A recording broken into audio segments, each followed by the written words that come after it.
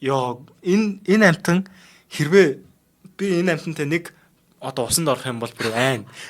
Уг нь бол хэмжээ нэг жижигхэн л юм байгаа. Энэ амтан бол усан дотор бууддаг амт. Бууддаг гэдэг нь бүр яг жинхнээсээ бууддаг амт.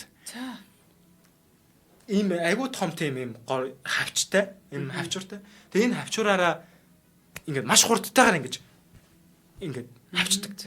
Ингээд хавчингууд нөгөө ийм агаарын бөмбөлөг шиг юм үүсээд тэр нь ямар тийм вакуум орон зай үүсээд тэгээ тэр нь 100 км цагийн хурдтайгаар байга ондог.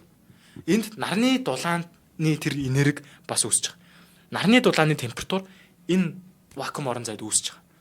Ийм халуун ийм хүчтэй 100 км цагийн бууддаг энэ юм нь бүр яг ээж боломгүй юм. Тэг чимээ нүртэл бүр юм шотконоор буудаж байгаа юм шиг. Одоо шоткон гэж шувууны буу байна л та. Гэл ингээл амар юм тесрэлттэй бууддаг. Яг тэрэн шиг. Гэтэ эннийх юм тесэрч мэсрэхгүй. Зүгээр юм гарбуугаар буудаж байгаа юм шиг.